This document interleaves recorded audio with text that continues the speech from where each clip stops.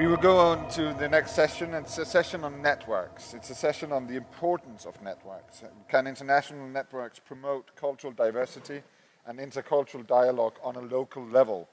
And how does that really work? And to help us with understanding both the complexity of the curatorial networks, international curatorial networks, and how they work, and how this might be able to happen, we have two experts with us. First, we will hear from María del Carmen Carrión, who is originally born in Ecuador but works in and out of New York since 3 years back. Yes. María is Director of Public Programs and Research at ICI, the Independent Curators International, which is also based in the US. And next to María is Kati Kivinen. Kati is curator at KIASMA. KIASMA is one of the more significant contemporary arts museums in Northern Europe. And besides that, KIASMA in Helsinki in Finland, and besides being a curator at KIASMA, Kati is the Vice President of IKT, the International Association of Curators of Contemporary Art. So even though we killed contemporary yesterday, she will still be allowed to kind of have that as part of her luggage. So first out will be María and then Kati, and we will do exactly as we did before. 2 consecutive presentations, and then we will go into a dialogue, and once again, it will be very great to have you on board in that dialogue. So please, María. Thank you. Good afternoon, everyone. It's a pleasure to be here, my first time in Copenhagen. I want to thank the organizers for the invitation. I'm going to be reading, so bear with me. I'm here with you this afternoon to speak about Independent Curators International, ICI, and its curatorial network. ICI was founded in 1975 by Nina Castelli-Sandell and Susan Sollins as a pioneer organization devoted to support the work of curators and as an organization that will allow for global collaborations to take place in what at the time they already foresaw as an increasingly internationally art world. ICI has been headquartered in New York City since its founding 40 years ago, but from the start it has worked at an international level. The scope of its programs have changed responding to the expanding and changing role of the curator and to the needs of the international audiences that ICI works for. We produce exhibitions, events, publications, as well as research and training opportunities for curators and for diverse audiences around the world. The core question that I have been asked to address today is how international curatorial networks can enhance intercultural dialogue. I would like to tackle this challenge by presenting to you a low-cost training program for emerging curators that ICI started in 2010, the Curatorial Intensive Program. The Curatorial Intensive allows curators to connect with peers and mentors and to reflect on their practice while supporting the development of an exhibition idea or program. This could be a publication, a series of educational programs, the development of a new institution, etc. The program is a short duration workshop, between 7 to 8 days, depending on where we do it, where curators take part of seminars, site visits, group discussions, and individual and group advising sessions. Emerging and mid curators that have at least 3 years of experience are invited to apply to the program through an open call that then is juried by a group of professionals in the field. We have organized 26 programs in these 5 years, and we currently have around 330 alumni from 65 different countries and 21 US states. Them, alongside the faculty that has taught in the different iterations of the program, constitute the network I would like to speak about this afternoon. My aim is to present to you our network and its strengths and particularities in a tangential way. I will speak about the specifics of the curatorial intensive, and by doing that, I hope that you will gain an understanding of the kind of network that we're creating and nurturing through this program. So the curatorial intensive. One of the things that make it different to other training programs that exist around the world is that this is a mobile platform of global reach. We have conducted workshops in Ciudad de Mexico, Bogotá, and Buenos Aires. Those 3 taking place entirely in Spanish, and we're actually going back next month to Bogotá, so we are trying to go back to some places that we have already been to really go a little bit deeper and create bigger connections. We have also done programs in Johannesburg, Addis Ababa, and last week in Marrakesh. This last program was held in English and French. We have also done and continue to do programs in Europe, Asia, and the United States. Up to last year, the program took place twice a year in New York City, but since January of this year, we decided to start organizing programs also in different cities in the US with the collaboration of local partners. This past January, we conducted a program in New Orleans in collaboration with CCA New Orleans and with Prospect New Orleans, the biennial. For the local partners, both nationally and internationally, the program is a great opportunity to nurture the art ecosystem by training the next generation of curators. It also offers the possibility of finding out who are the new critical minds of the next generation and to invite them to work with them. For us at ICI, having local partners is an essential component to the program. It locates the dialogue with the local conversation, within the local conversation. It opens up the scope of collaborators, because we find out through our partners who are some of the thinkers, who are some of the writers, art historians, artists that are working at the local level that we are not aware of.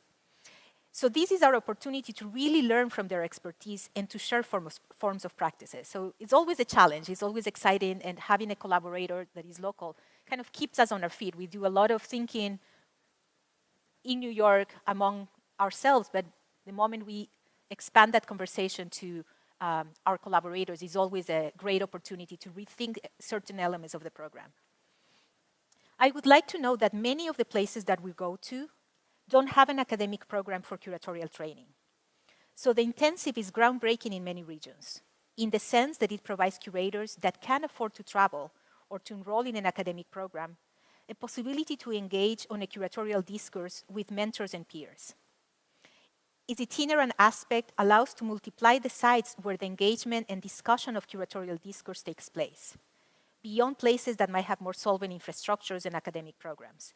By taking the conversation to these alternate sites, we make it viable for many curators that, due to visa restrictions, will find it hard or impossible to secure visas to travel to Europe or to the United States, to meet with peers and to present their ideas. It seems like it's not so much of a radical action, but the fact that it's extremely hard to find visas, like when you hold an Ecuadorian passport, like I do, even to come to Europe, it's quite remarkable that the fact that if you move around and you do programs in certain locations, is going to be much easier for people that are based and that hold a passport from certain nations to be able to join the program. It is also quite significant that each iteration of the program brings together a very diverse group of curators to the discussion. I want to talk a little bit about the Marrakesh program, this one that we just ended on Monday, because I think that one is a great case study. It's a program that had 13 participants coming from 11 countries. We had curators from Morocco, Turkey, Portugal, the UK, Ghana, Zimbabwe, Spain, Nigeria, Pakistan, South Africa, and Tunisia. Some of them were living and working in places far away from their country of origin, including New York, Dubai, Brumadinho in Brazil. This also meant that among the majority of the conversations, that although the majority of the conversations took place in English and French, and that implied a great share of translation between the two languages, there was a total of 19 languages spoken around the table. And I'm just going to list them because I did a little survey to try to find out where people were coming from in terms of the way they were thinking and the way they were mentally translating on top of the translation that we were already having. And these 19 languages are Arabic, Spanish, Catalan, French, Portuguese, English, Turkish, Ndebele, Shona, Twi, Ga, German, Afrikaan, Urdu, Jugrati, Bini, Urobo, Ishan, and Shekiri, sorry. You were saying over lunch that language creates reality, and I agree with that because it really shows that a mental space and a way of understanding the world, like a cultural framework. So having this diversity of languages spoken around the table really it speaks about the diversity of thinking that a program like the Curatorial Intensive has. That extraordinary diversity of spoken languages point to the richness of cultural perspective and to the complexities that were put on the table, and to the incredible amount of cultural translation that took place during the week. I would like to emphasize these aspects since translation and accessibility is something that we're particularly invested in. Most of our training programs are highly international, with participants joining from different corners of the world. This implies a great deal of cultural translation, as I said before, but also implies that we need to understand the specificity of the different contexts represented by participants and faculty. And this means that sometimes the conversations take a really long time to unravel, because one word can trigger a number of concepts that are dealt in a different way in the different places. It also means that we don't believe that the curatorial discourse has an Anglo-Saxon prerogative.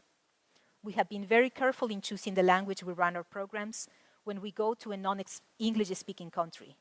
We have realized programs entirely in Spanish and partially in French. This is a conscious political decision that reflects on the richness of place and language, but also that avoids closing down the conversation or limiting the preview of it.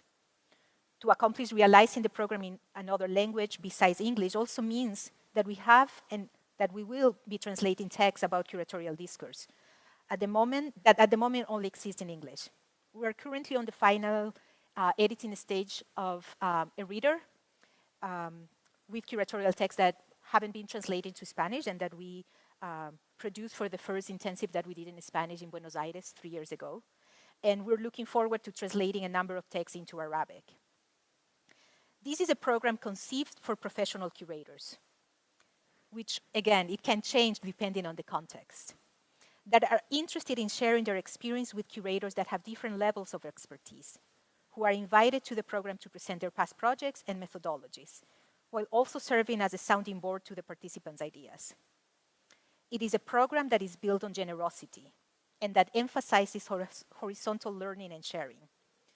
Therefore, the network we are creating is based on human bonding, shared intellectual investment in artistic practice, and the creation of audiences. It drives through the sharing of ideas, long-term conversations, and collaboration. We don't have an established curriculum. However, there is a sort of a hidden curriculum provided by the mentors that are invited to advise in the program that we carefully select for each one of the different programs that we do.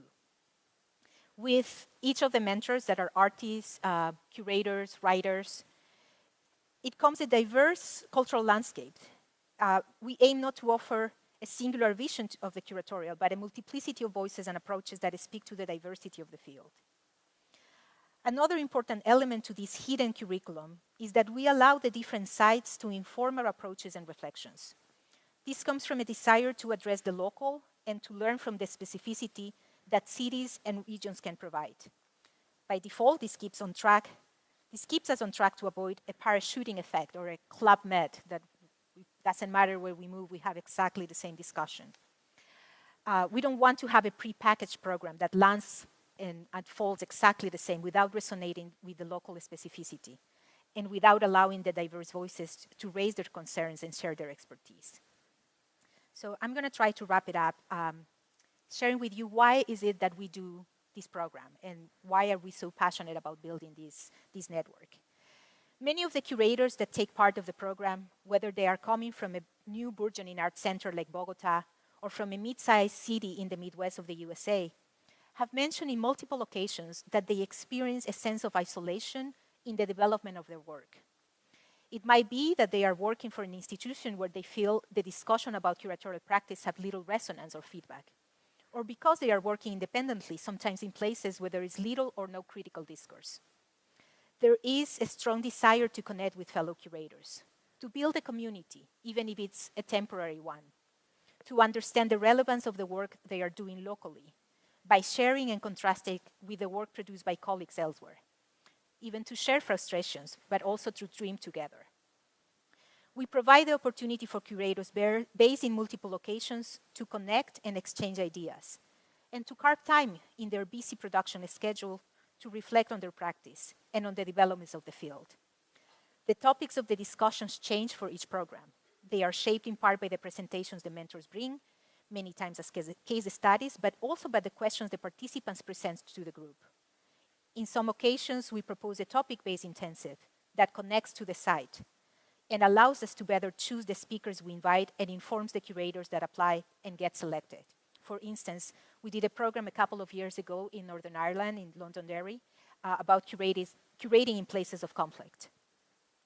We provide a setting and a methodology that allows to spend time together, discussing the artists and ideas, posing critical questions about each other's practices, learning about the infrastructures and conditions of cultural production that exist in different contexts, and how the work of curators impact the field. To give you some examples of the topics participants are eager to engage, I should point that many are interested in discussions around exhibition models and the history of exhibition making, but that there is also an urgency to share and learn about forms of engagement with audience, about fundraising and the ethics behind it. And also there is a strong interest about recovering histories, establishing genealogies for contemporary artists and curators, and focusing on researching and presenting the practices of conceptual artists that have been forgotten or unwritten from history. I would like to emphasize that the platform we provide is not about creating a networking opportunity for the sake of it. Networking is not the goal of the program.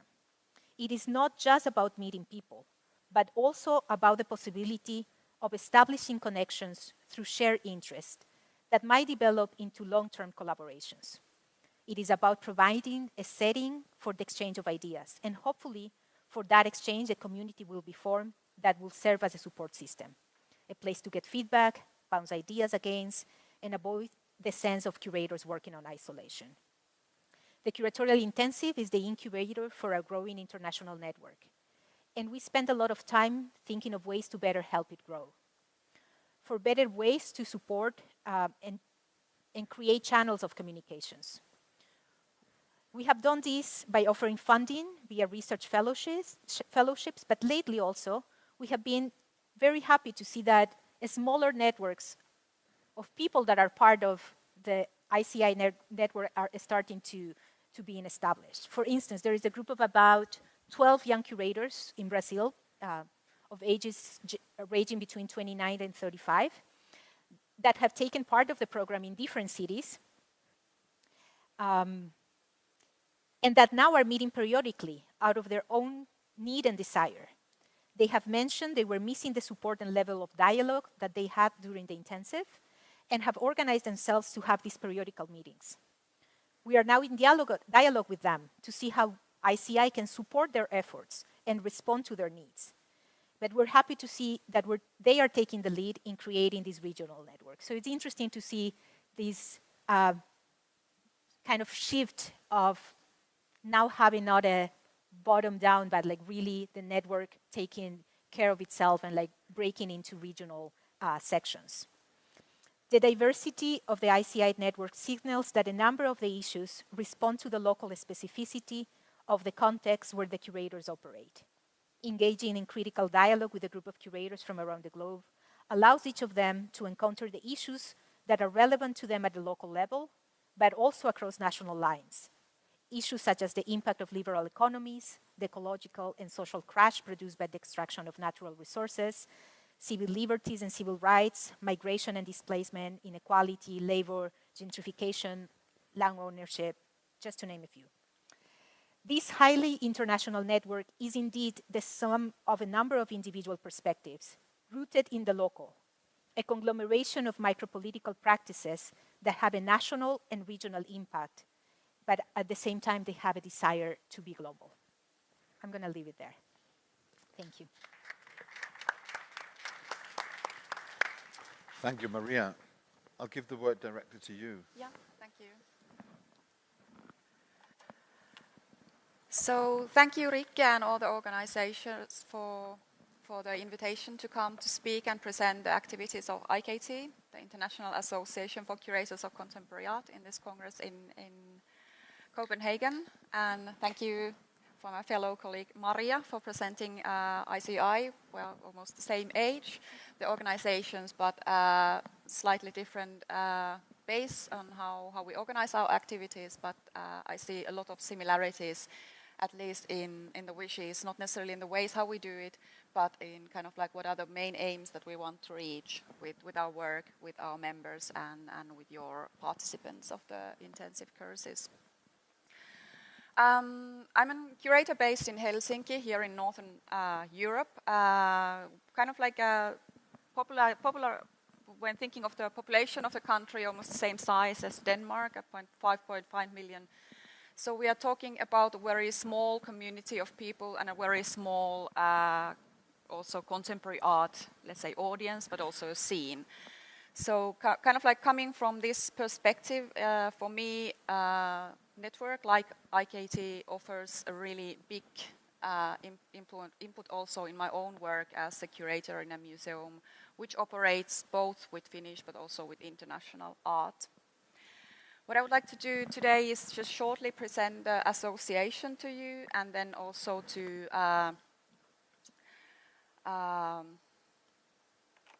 just somehow try to wrap it up. What are the kind of like the main points within our activities, and then how it kind of like comes back to my own work. So not necessarily talking so much about the work in KIASMA, but then of course feel free to ask later on if you have a need for that. So IKT is slightly older than ICI, so formed in '73, but actually just to shortly give some background about the association, it was already in late 60s. There was a need in Germany among a lot of people to create a platform to discuss about the profession of curating, but they didn't speak about curators at that time. They spoke about exhibition makers. And these exhibition makers came together and wanted to discuss not only the best practices of the work, how to do exhibitions, but then also on the profession. And so it was a combination of both very theoretical, but then also very practical issues. And one of the main themes was that many of the people involved in the first phases of IKT, the Internationale Kunstausstellungsleiterung Tagung. I always hate the complete German name, so I prefer to go with the English one. So it was that many of these people were working with Kunstvereins and Kunsthalles, not in the museums, and they were facing very different kind of challenges in that context, because it was already their own position in such organizations was somehow precarious occasionally, but then also they were lacking the knowledge of creating international standard exhibitions, because they were many of them fresh out of universities and lacking the kind of curatorial education that nowadays is available in many places around the world. And even in Finland nowadays, since 4 or 5 years, we have had a curatorial program, but we were kind of like really late coming in Finland, for example, in this trend of education. So it started as a very informal platform between these exhibition makers, but in the beginning it was very German, or just concentrating on the German-speaking areas in Europe, and then they had occasional and some international members from Sweden, from the Netherlands, but it was for almost 20 years a very German organization. And so, I would say that it has been also very important in the European context in creating kind of like the profession of curators, or how we know it nowadays. So it has also had that kind of like an importance in the whole sense of creating that. And then from the very beginning, what has been important in IKT with these different kind of informal meetings that then have developed into our annual congresses has been a kind of like an exhibition market, so that not just sharing the knowledge and sharing ideas about curating, but then also really sharing projects, so finding partners and creating projects together. And this is something that is still going on. So still today, IKT is a place for people to meet and exchange ideas and projects and to share knowledge, and especially to broaden the networks. And I would say that the importance of IKT is definitely the network that it creates, and kind of like a platform for discussion, because in many places, as you also mentioned, there is not necessarily such kind of like a amount of people that you would really engage and create a critical discussion on curating. So then at least once a year, or nowadays we try to do it also a bit more often, you can offer people a platform and a place for discussion on curating, and not necessarily in the Biennale or art fair context, which is also kind of like very contested with the program wisely. So kind of like just to keep it to the basics and concentrate on one thing at a time. And as I said earlier, that IKT was from the beginning very European and especially very German organization. It was really only until in the 1990s when we started to get more international and a more wider membership, and or kind of like a variety of members from different countries and even different continents. And I think it started mostly with Saskia Boss being selected as, I think, the first female president of the organization in '99 in Lisbon when the Congress was there. And from there on, it has become to be more like ICOM, CIMAM, and ICA, resembling those international associations, but being very unhierarchical from the beginning, being very unbureaucratic, and then it's always based on voluntary work. So this, of course, is a kind of like thing that also gives us some limitations in what we can do. So we are not an office, and we don't have any paid staff who are doing. So everybody is working on voluntary basis. Our lovely members are here in April in our previous Congress in Vienna, at the MAC, wonderful, their old kind of like a lecture room at the Museum of Applied Arts in Vienna. So we have nowadays over 500 members in the association, but we have a little over 300 what we call active members. So we have a lot of sleeping members, a bit older members. They might be members since 70s, but are not necessarily so active anymore. And they come mostly from different kind of non-profit, non-commercial art exhibition spaces, museums, and different kind of, we have a lot of independent curators and freelance curators. I think that's a growing number of members, and it's around 20 new members per year what we get. And they come mostly from Eastern and Western Europe, also from Japan and Australia and Americas, so both South and Northern America. But for example, to my knowledge, we still don't have any members from the African continent, so kind of like we still do have a lot of work with becoming more international. But what has been a joy when I've been working myself active in the association since, I've been member since 2006 and active really since 2009. I first organized one congress in Helsinki and Tallinn at that year, and then 2011 I started to work with the board of IKT, so now I'm on my second round in the board. And what has been a joy to notice is that our members are nowadays so international that they bring kind of like the internationality and the knowledge from different regions within our meetings and our congresses and different kind of other activities that we organize. So it has been a pleasure to notice that they bring the international art world also within the IKT context in many ways. And then just shortly about the aims. So the main aim is still to facilitate and stimulate debate and discussion concerning conception and realization of contemporary art exhibitions and the curatorial profession.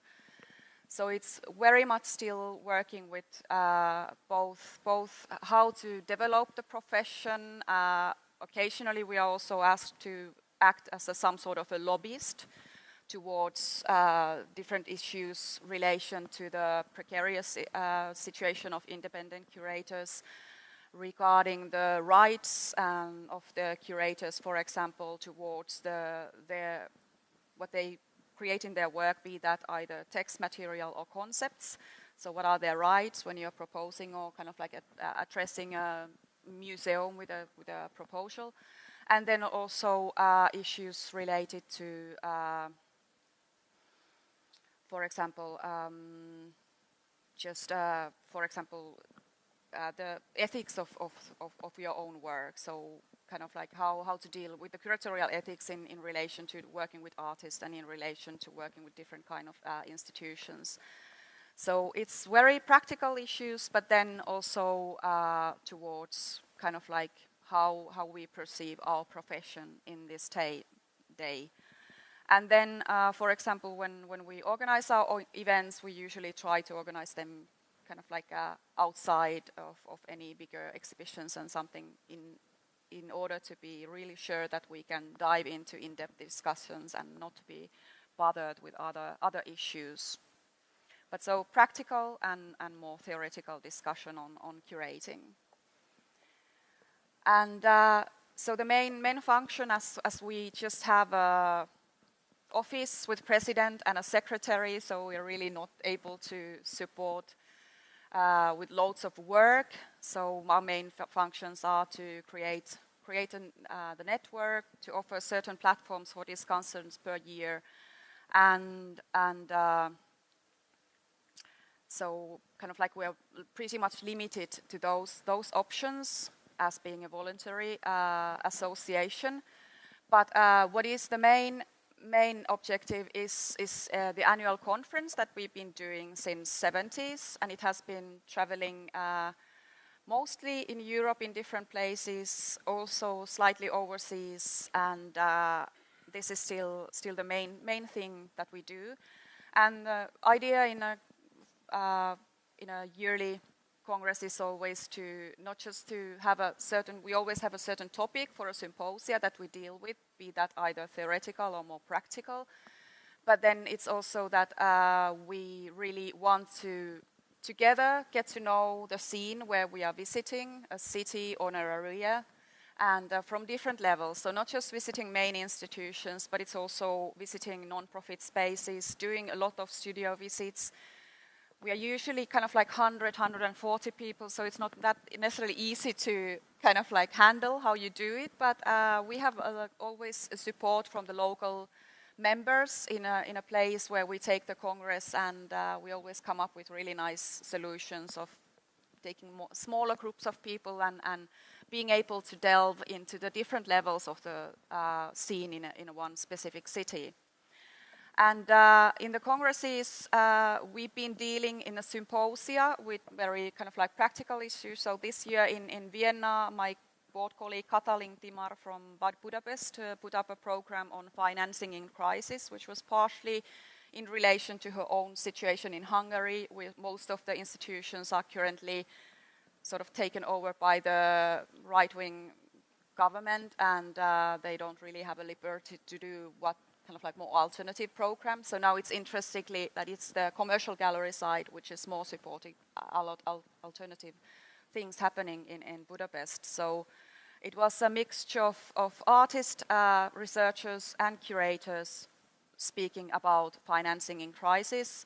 You mentioned Northern Ireland, and Mikel Amado, my former colleague in the IKT board, also for our Congress there last year, put together a program in curating in conflicting zones.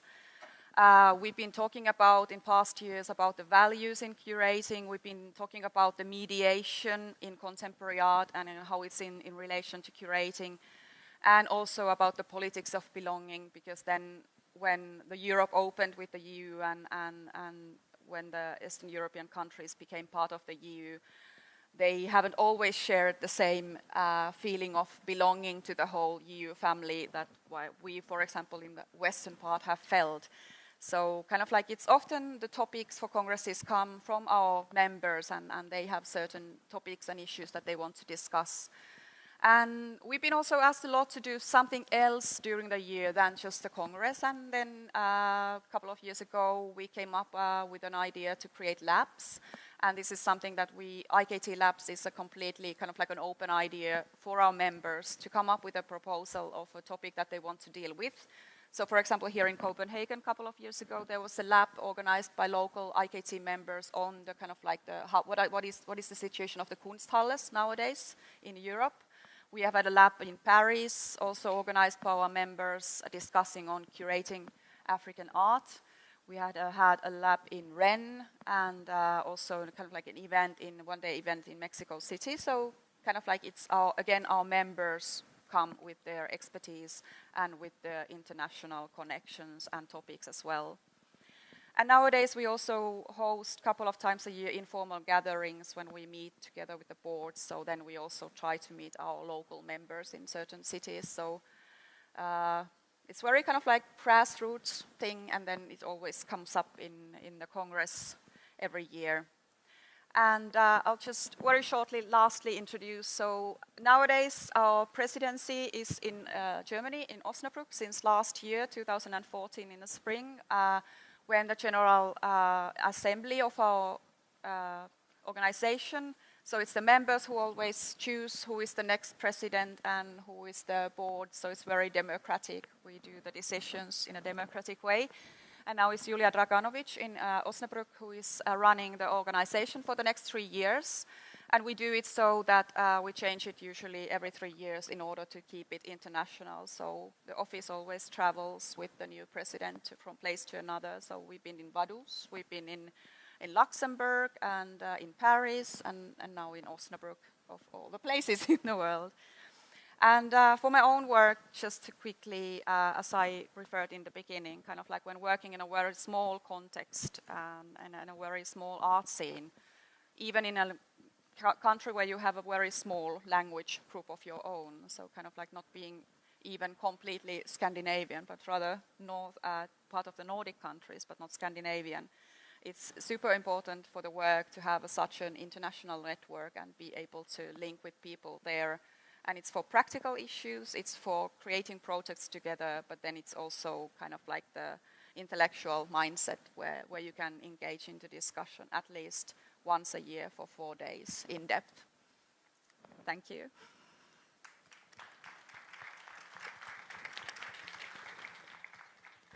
Thank you too. Interesting. When hearing both of you, one question that kind of, maybe it's actually 2 questions, but one thing that popped up in my mind is the idea of networks being inclusive. And then being part of networks myself, I realized that they're not at all always very inclusive. There are lots of different criteria. In fact, they're sometimes quite excluding, because you need to feed into you need to be a curator, or you need to be a museum director, or you need to be a modern museum if it's CMAM, or you need to, you need to have these different criteria. And at the very same time, it's 2015, and the whole composition of the art scene is being rewritten while we're here. Yesterday we killed kind of contemporary. We would. And now you want to kill the network? No, I don't want to kill the network. But my question is, how do we ensure networks to be actually more including and much more receptive to the transformations in society? I can give you an example. I was a museum director, and my head of communication in 2007 wanted to go to an international conference for heads of communication. And she came back with a lot of good ideas about how to communicate 2007. 2007, 80% of all cultural communication was on paper. It was flyers, posters, postcards, everything was small programs, but it was in paper. Then somebody invented the smartphone. And the world has never, it's down there somewhere, the world has never been itself again.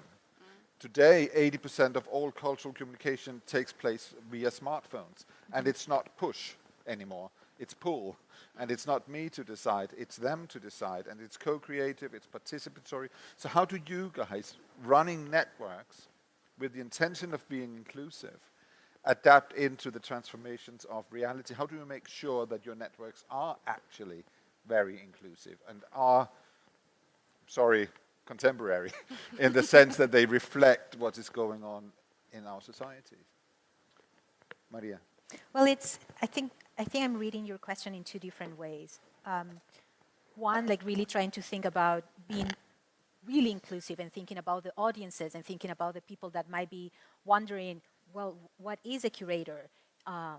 And in that way, I think that it is okay to be slightly exclusive or like more specific, because I think that the two organizations, IKT and ICI, are very specific in the sense that 40 years ago, someone decided that it was important to think about curators.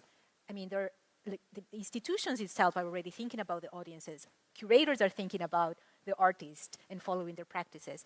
But it was a very specific moment to think, well, how do we start supporting the work of curators and providing opportunities for them to have a conversation and to develop their thinking? So I think in that way, the network of ICI is really focusing towards that. And the public programs that we do in many cases also do that. Although, of course, the moment you invite a curator to talk about their practice, they are going to be talking about artists and they're going to be talking about how to engage with audience and beyond. So it's kind of like this double side kind of thing. So I think in that sense, it's important for us, and I wanted to focus on the curatorial intensive as like the main source of this network that we're building.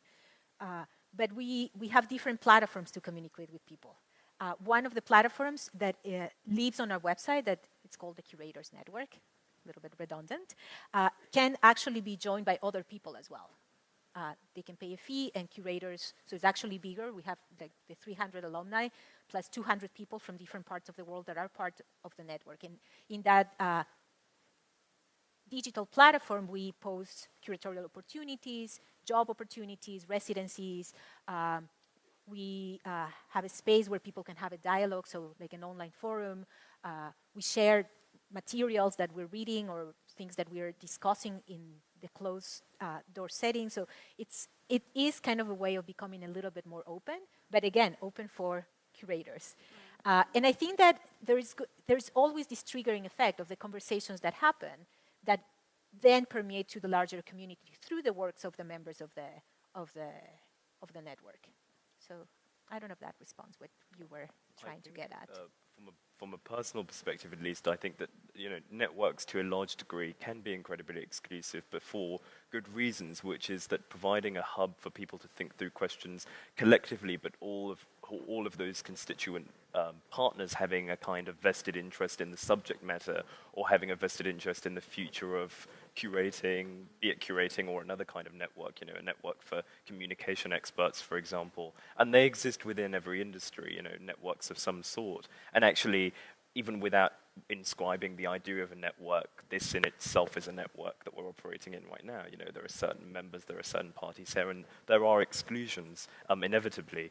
But I think that on the note of what you guys were sort of describing in relation to the way in which your organizations work, one of the things I picked up on is that you mentioned that you had to be a curator with a 3-year track record in order to become an ICI participant. Mm-hmm. The same way, it seems to me, you being a PhD recipient and the director of your organization being a doctor, is it not to some extent about a kind of professionalization or creating specialists who can in some way talk about very nuanced issues, but perhaps issues that may be distant from the very urgent and pragmatic questions being faced by artists within the field? I think it's interesting that you mentioned a platform that is about showing job opportunities, etc. But I'm curious to know specifically with your project how it actually enables opportunities for artists, or those who are inevitably connected to the practice of curating, but who are not curators themselves.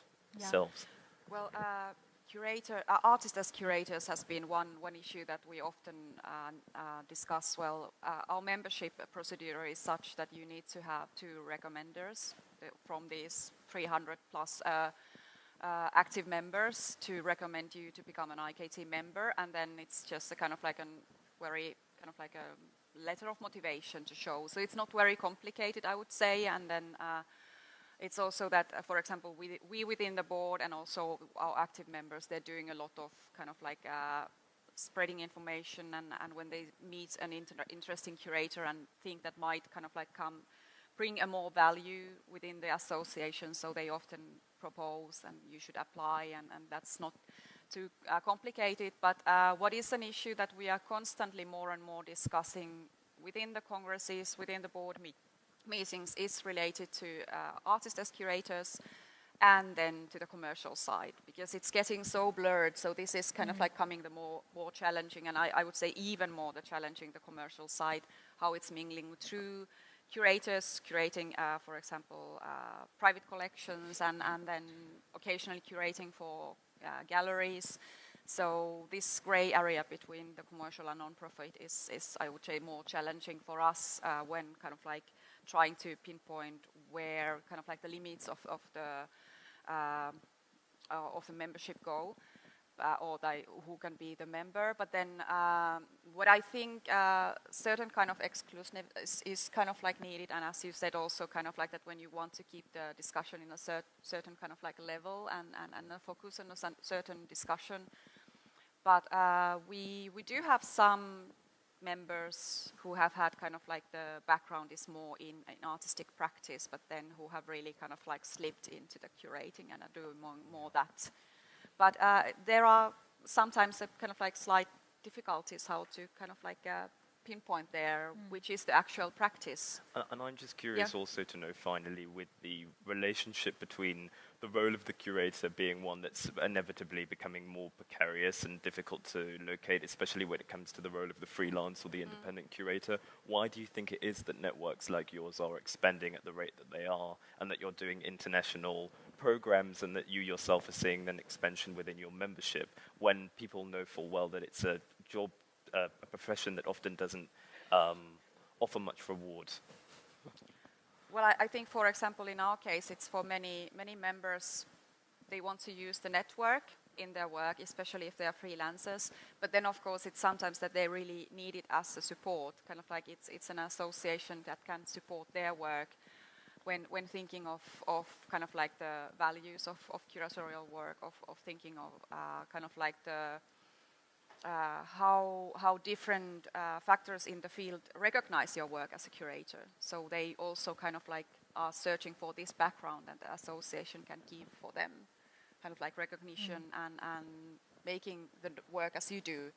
You do make the work of curator more visible and more understandable, and not just kind of like that it's some strange thing happening up there. And I think that what made ICI think about creating the curatorial intensive, this specific platform, was exactly the changing role of curatorship, of curators that were not like that were wearing many hats, that were like really doing different things at the same time, and that the moment you start moving and visiting the different contexts, it really changes the way people perceive themselves. Like, we'll meet someone in Ecuador, and they will say, well, no, but I'm not a curator. I'm a cultural producer. I'm an organizer. I do exhibitions, but I'm not a curator. So even demystifying the who can claim the word, I think is very interesting the moment you start moving to different contexts. So I think that has been kind of the one of the thriving impulses to create this program. So it goes together. It goes together with understanding how the role is shifting, and at the same time, the moment you start understanding that a bunch of things can be included. That it doesn't have to be the person who went to the MFA of curating, the one that can claim the word, but that there has to be some understanding of some self-reflexivity on the practice at the same time. That is.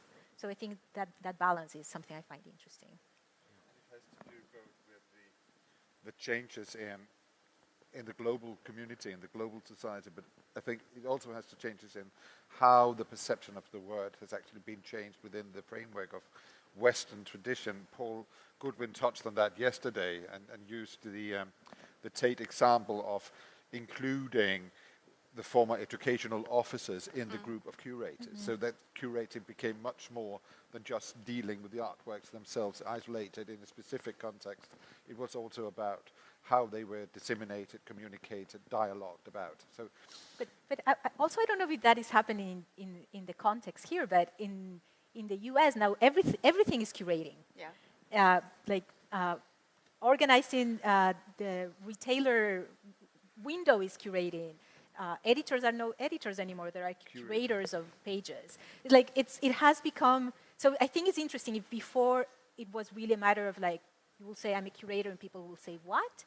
Now you have to make the distinction. I'm a curator of art, and so it's not read as a curator of a menu or something. So I think there's a change there that is also quite interesting. There's a question. Paul has a question for us. Hi, it's just a very simple question, although I guess it's also quite a broad question. I was really struck in the last session when Ibrahim Mahama kind of, with a lot of clarity, said that his work really took off when he realized he wanted to be an artist of the 21st century. Right? An artist. Sorry, can you hear me? Yeah, no. Yeah, so Ibrahim was talking about this idea of being an artist of the 21st century, and he seemed to be very confident about claiming that space of the century as being an artist. And I wondered just really briefly, although it's an open question, where is the vision for curators of the 21st century from the perspective of your organizations? Because as you said, there's lots of discourse about curating, there's lots of conferences about curating, there's lots of discussions about curating. We talk constantly among ourselves, but where, in a way, as networks, as organizations that are dealing with this on a broader issue, where do you see as the vision for where curatorial practice has to be, in the 21st century? Well, that's an easy question. Thank you.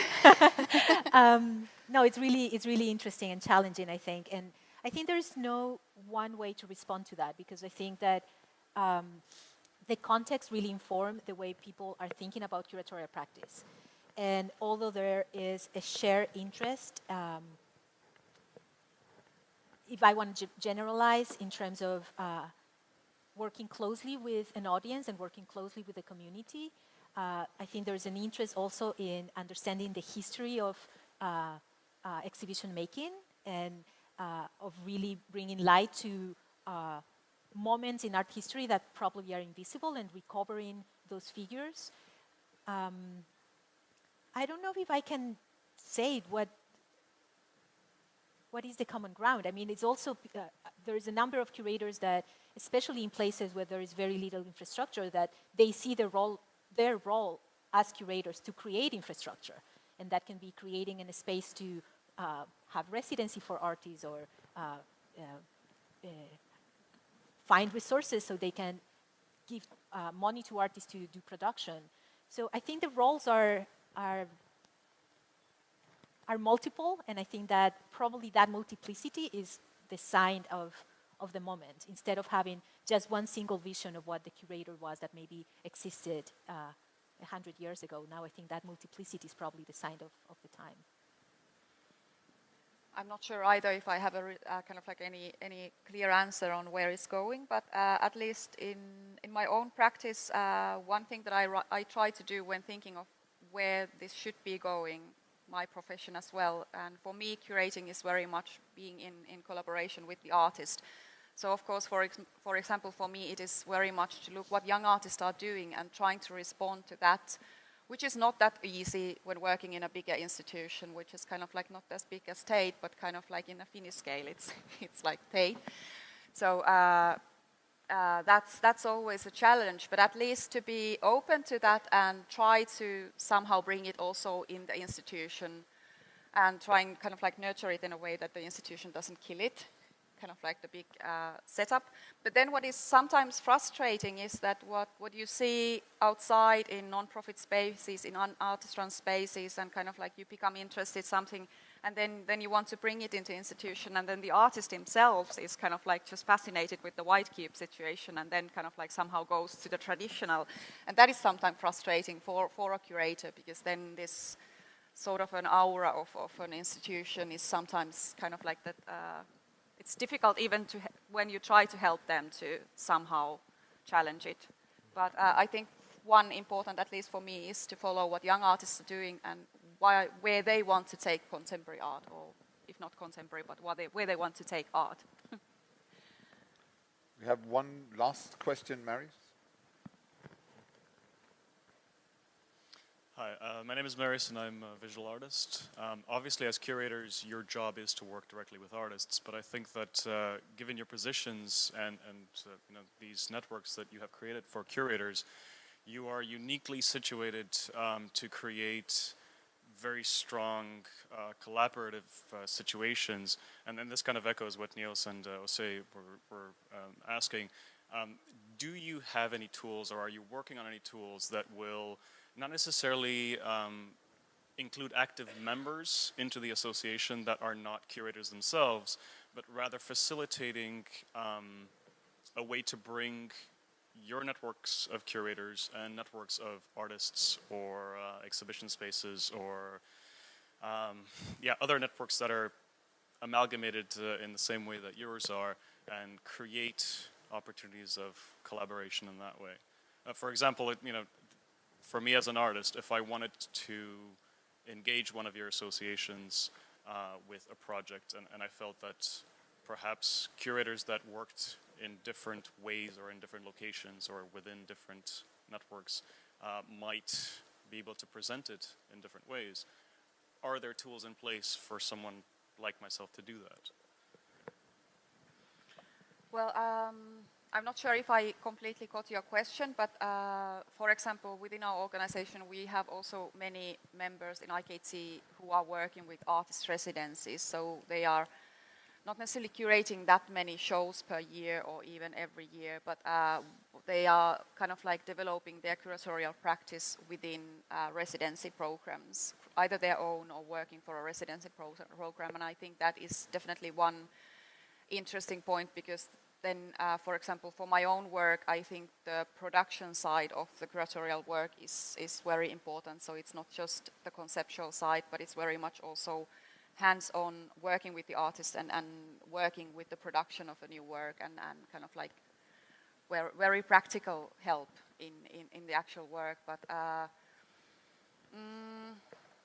when we, for example, land with this certain place where we have the annual conference, so it's usually always a place where you hear about different kind of, for example, artist initiatives and different models of doing exhibitions and creating kind of like a very grassroots organizational work. And I think that's, for example, always has been a pleasure to come up with different kind of forms on how to develop. But I don't know if you...